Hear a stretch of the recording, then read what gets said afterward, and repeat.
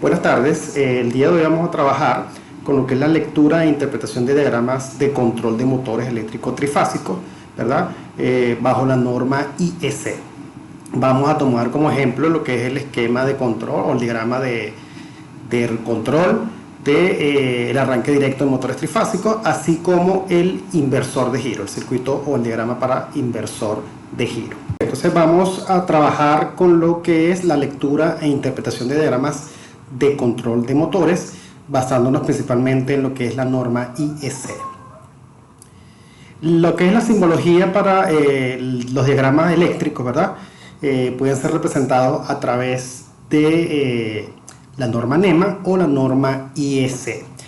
NEMA, bueno, es la Asociación Americana o Nacional de Fabricantes de Productos Eléctricos, mientras que la IEC es la Comisión Internacional de Electrotecnia.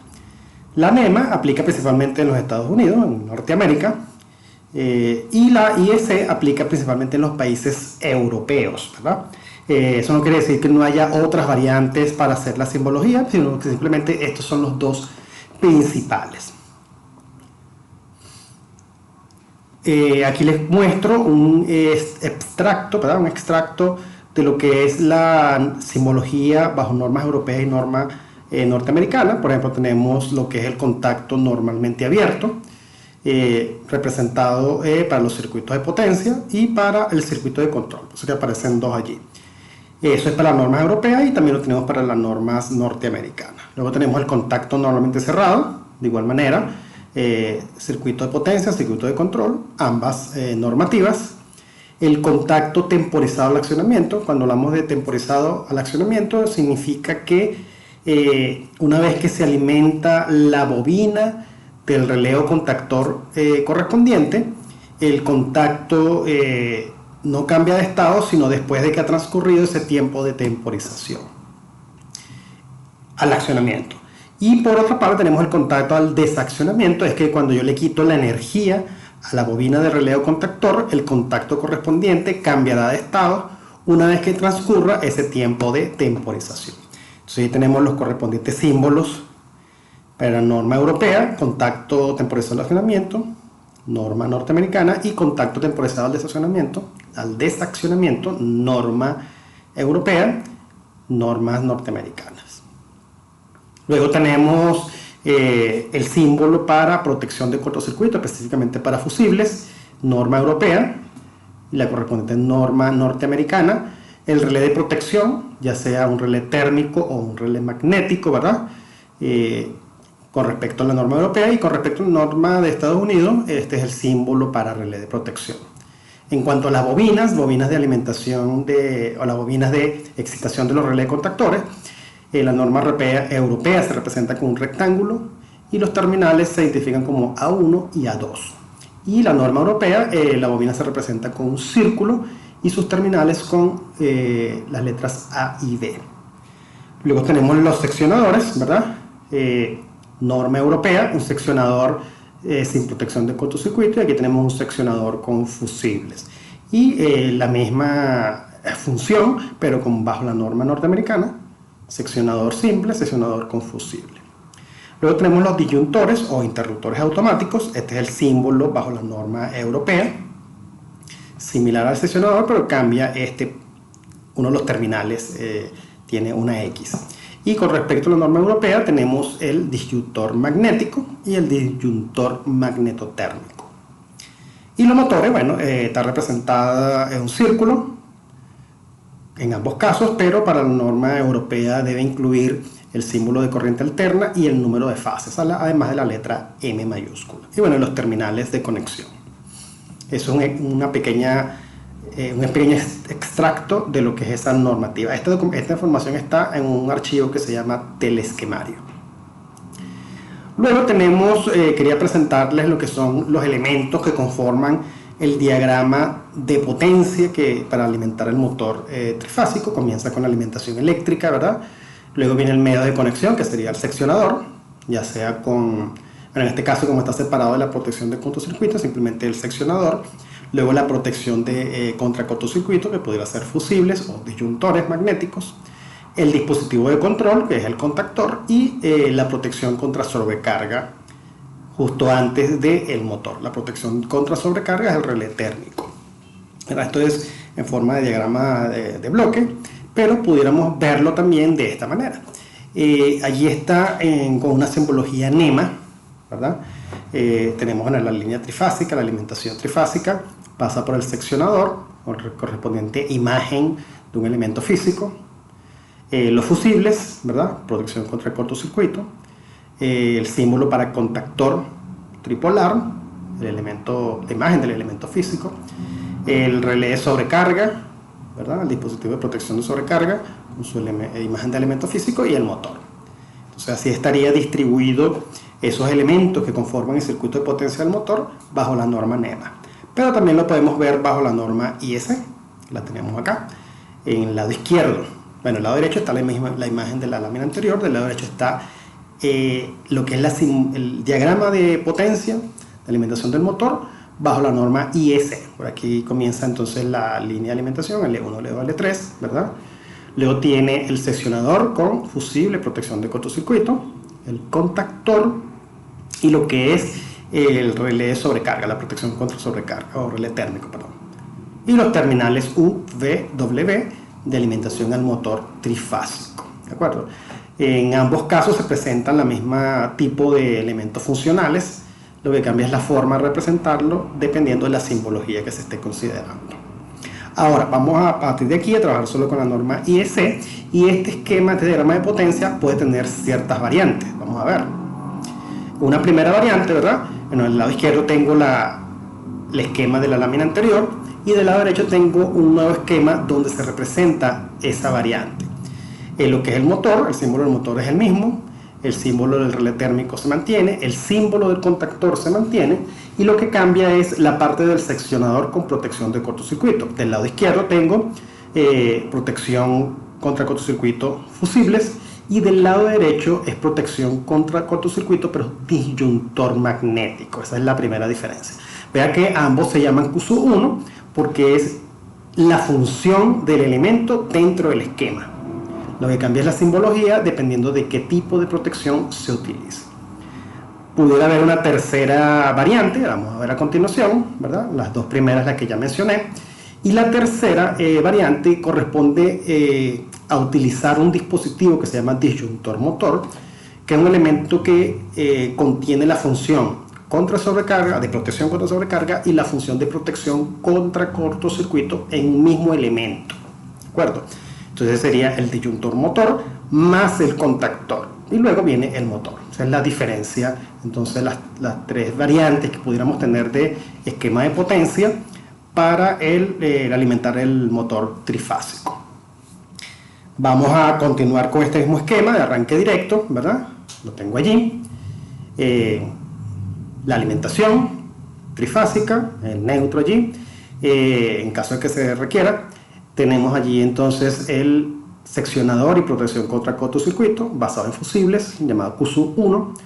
Tenemos el contactor, llamado KM1, y tenemos el relé térmico llamado F1. ¿De acuerdo? Ahí lo tenemos entonces bajo la norma IEC.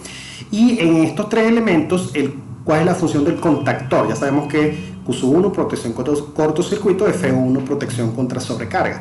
KM1, un elemento de control, ¿verdad? Que nos permite, a través de un circuito de control, que la operación del motor sea automática. Este circuito de control es el que le muestro a continuación, ¿verdad? Tiene alimentado con una fase y su respectivo neutro. El neutro es el punto común para los elementos que van a ser alimentados a través de la fase. Entonces tenemos dos luces pilotos, P1 y P2, y la bobina del contactor KM1, que lo tenemos acá. ¿De acuerdo? Entonces, KM1, con bobina del contactor, luz piloto 1, luz piloto 2. La luz piloto 2 tiene como función indicar que hay una falla sobrecarga. ¿Por qué? Bueno, aquí arriba tengo los contactos 95, 96, 97, 98 asociados al relé de protección térmica, ¿verdad? Cuando hay una falla, o mejor dicho, cuando estoy sin falla, que es lo que se muestra allí en la imagen, el contacto 97, 98 está abierto, o sea, es normalmente abierto. Entonces, cuando no hay falla y el motor está operando, no hay alimentación a la luz piloto P2. Cuando hay una falla, ese contacto 97-98 cierra y se alimenta la luz piloto indicando que hay una falla de sobrecarga. Igualmente tengo un contacto 95-96 normalmente cerrado, que cuando no hay falla está cerrado y cuando hay una falla térmica se abre, quitando la alimentación a lo que esté aguas abajo de él. Entonces, ¿cómo funciona este esquema?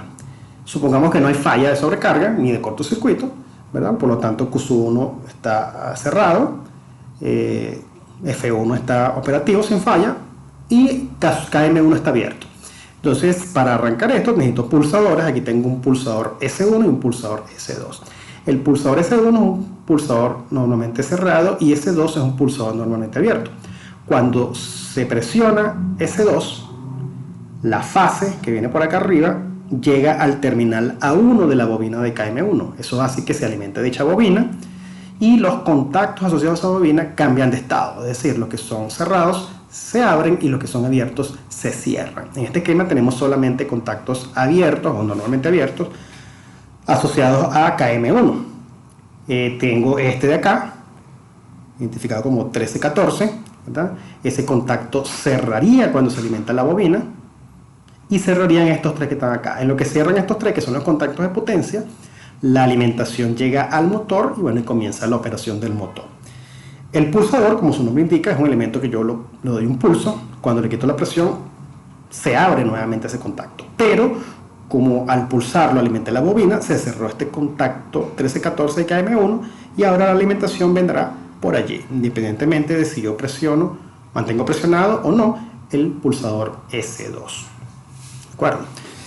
¿Cómo detengo esto? Bueno, se puede detener el motor, me refiero. Puede ser por una falla de sobrecarga. Si hay una falla de sobrecarga, abre este contacto quitando la alimentación a la bobina, o con el pulsador de parada, que en este caso es S1.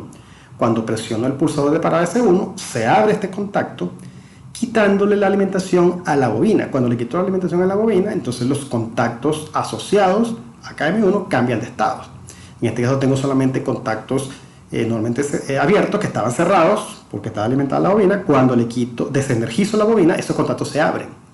Se abren estos tres de aquí, que son los contactos de potencia, quitándole la energía al motor, deteniéndolo. Y se abre este de acá, de manera tal que no voy a tener más alimentada la bobina una vez que suelte el pulsador S1. Ese es el funcionamiento de esto, ¿verdad? Observen que allí tengo una cantidad de números, ¿verdad? Con los cuales se identifican los contactos de cada uno de los dispositivos. Esa numeración es lo que vamos a explicar a continuación, porque es una estandarización de esos terminales. Bueno, se llama específicamente estandarización de terminales de conexión. Entonces, a cada tipo de contacto, ya sea principal y auxiliar, instantáneo o temporizado, de cada aparato de almacenamiento se le asignan dos referencias numéricas propias. Cuando hablamos de principal se refiere al circuito de potencia y auxiliar al circuito de control. Allí tenemos el circuito de control de ese arranque directo de ese motor, ¿verdad? Entonces serán los contactos principales y la referencia de sus bornes o terminales consta de una sola cifra. Observen que dice para lo que es la protección contra cortocircuito, 1, 2, 3, 4, 5, 6, pero esa misma numeración se repite para el contactor y para el relé térmico.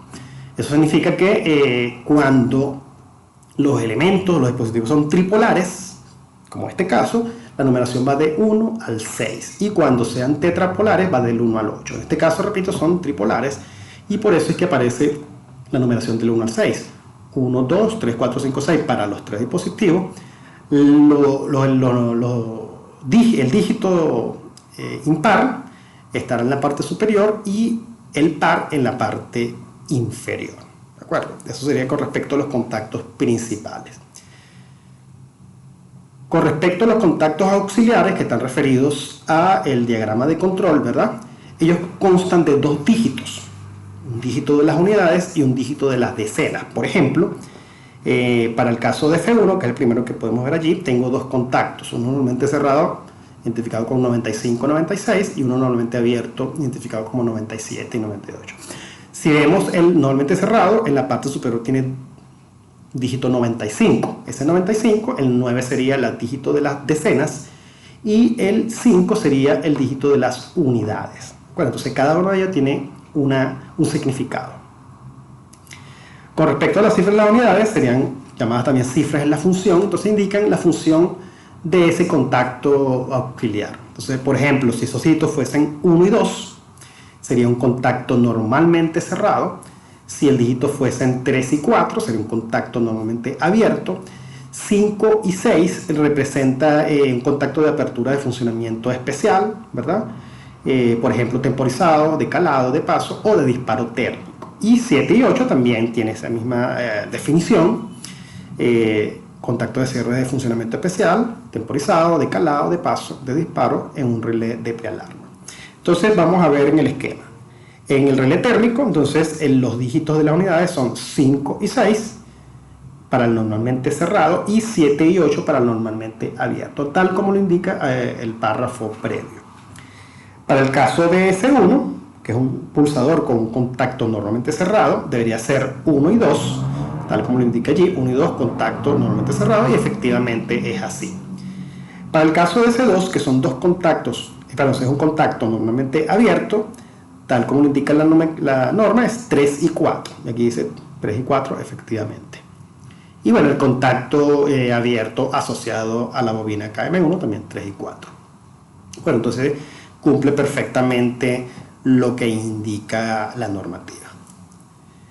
En lo que respecta a las cifras de las decenas, ¿verdad? Indica el número de orden de cada contacto del aparato independientemente de la disposición de contactos en el esquema.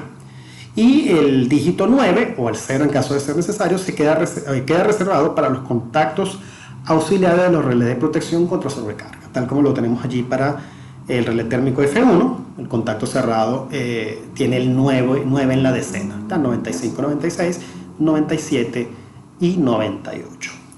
¿Qué nos falta ver allí? Bueno, la bobina del contactor, ¿verdad? Las referencias son alfanuméricas y la letra ocupa la primera posición.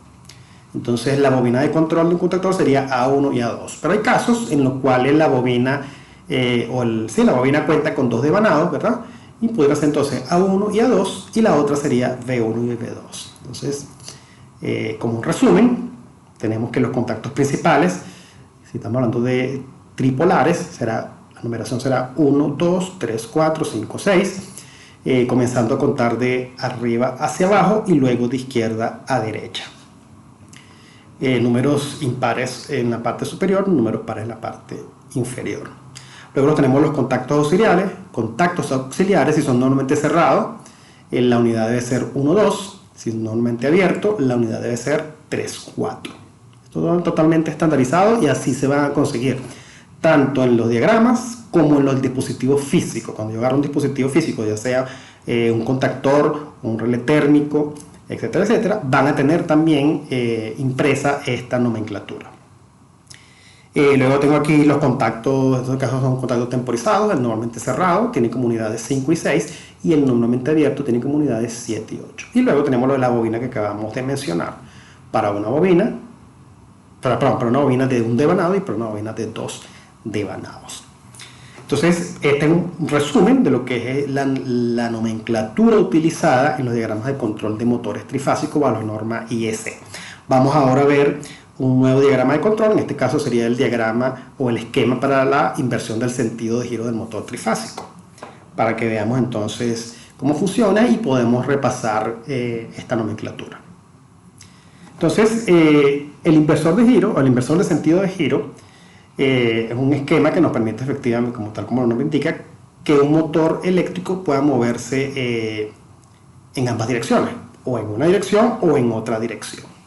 Para ello se utilizan dos contactores, tal como lo indica allí la imagen. Vean que, además de los dos contactores, sigo manteniendo una protección contra cortocircuito y seccionamiento y la protección contra sobrecarga, relé térmico, ¿de acuerdo?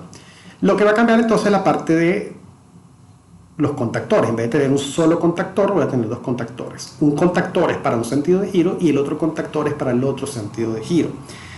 Sabemos, o es bueno recordarlo, que para invertir el sentido de giro del motor lo que tengo que es intercambiar un par de fases de la alimentación de dicho motor.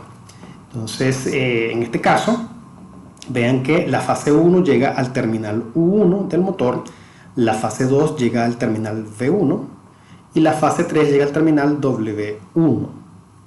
Eso con respecto a KM1, ese sería un sentido de giro. Y el otro sentido de giro tenemos entonces KM2, la fase 1 llega a W1, entonces ya ahí hay un intercambio de la fase. La fase 2 llega al terminal F1 y la fase 3 llega al terminal U1. Entonces aquí lo que se está haciendo es intercambiar la fase 1 con la fase 3. Es importante mencionar acá que esos contactores deben funcionar uno a la vez, es decir, o funciona KM1 o funciona KM2, es decir, un sentido de giro u otro sentido de giro. Además de que, bueno, estamos definiendo un solo sentido de giro para el motor, dependiendo de cuál contactor se active, estaríamos evitando un cortocircuito entre las fases 1 y 3 en caso de activarse los contactores de manera simultánea. Y eso se logra gracias al circuito de control. De nuevo, el circuito de control me va a permitir hacer esta maniobra de manera automática. Entonces, allí tenemos el circuito de control del lado derecho, ¿verdad? En la parte superior sigue estando los contactos del relé térmico, el normalmente cerrado y el normalmente abierto. Bueno, además de la alimentación de fase y neutro, el neutro sigue siendo el común para los elementos.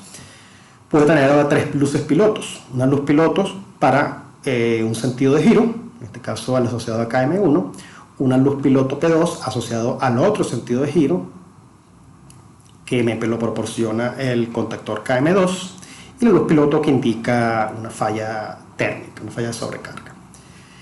¿Cómo se logra que no se alimenten de manera simultánea las bobinas de los contactores KM1 y KM2? Con estos contactos que están acá. El contacto KM2, que está entre los terminales 21 y 22, normalmente cerrado, y el contacto de KM1, terminales 21 y 22, también normalmente cerrado. ¿Por qué? Fíjense, supongamos que está alimentada la bobina de KM1. Si se alimenta la bobina de KM1, todos sus contactos cambian de estado. Entonces este contacto KM1 que tengo acá, abre, cerrado y se abre. Al abrirse, evita que la energía llegue a la bobina de KM2. De manera análoga, si alimento la bobina KM2, todos sus contactos cambian de estado, por lo que este contacto normalmente cerrado se abre, evitando que llegue la alimentación a la bobina de KM1. De esta manera, entonces, prevenimos la conexión o la alimentación simultánea de las bobinas KM1 y KM2. Más arriba, aquí en esta parte, tengo entonces un pulsador S2 normalmente abierto para un sentido de giro y un pulsador S3 normalmente abierto para el otro sentido de giro. Esta parte es similar a la del arranque directo, pero voy a tener un esquema para un sentido de giro y un esquema para el otro sentido de giro. Y S1 sigue siendo entonces el pulsador de parada de este esquema, es decir, cuando yo presiono S1, le quito la energía a todo lo que esté aguas abajo de ese pulsador, que no es más que las bobinas. Cuando le quito la alimentación a las bobinas, uno de los contactores va a estar abierto y el otro, que estaba cerrado, se va a abrir, haciendo que no pase energía hacia el motor. La otra manera de que se le quite la energía a las bobinas, o por lo menos a la que esté activa en un momento determinado, es con una falla térmica, pero cuando hay una falla térmica, entonces este contacto 95-96 va a abrir quitándole la energía a todo lo que esté aguas abajo de él. En lo que respecta a la nomenclatura, lo que hay nuevo aquí, bueno, además de KM2, fíjense que pasamos de KM1 a KM2, bueno, tenemos entonces dos contactores que tienen que estar bien diferenciados desde el punto de vista de la nomenclatura y físicamente también debemos saber cuál es KM1 y KM2. Pero además tengo los contactos normalmente cerrados de KM1 y KM2 que son nuevos si lo comparamos con el esquema del arranque directo. En este caso tenemos los terminales identificados como 21 y 22, lo cual cumple con la norma. ¿Por qué? Porque cuando tenemos contacto normalmente cerrado, sus unidades deben ser 1 y 2. Por lo cual estamos cumpliendo con lo indicado en la normativa. Entonces, la idea de este video era presentarles entonces cómo se hace la lectura de estos diagramas de control, ¿verdad? Qué significa cada uno de los símbolos y qué significa cada uno de esos números que aparecen allí. Entonces, espero que les haya gustado el video. Más adelante voy a subir otro video, uno relacionado con, además de este arranque directo y inversor de giro, por colocar otros esquemas de diagrama de control de motores, como por ejemplo el arranque estrella triángulo. Repito, espero que les haya gustado y estén pendientes por los nuevos videos que voy a colocar.